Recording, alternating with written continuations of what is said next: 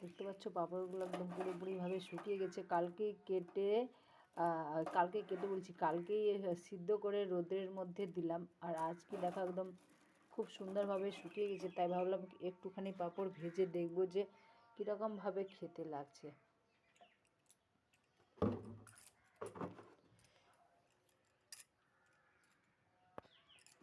চলো একটুখানি ভেজে দেখি।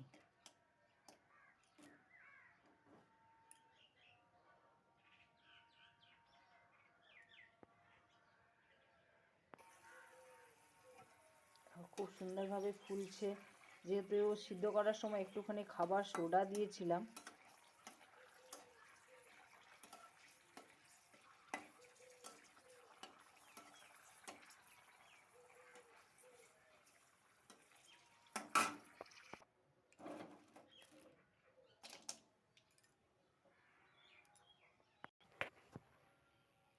তো এই যে দেখো ভেজে নিয়েছি,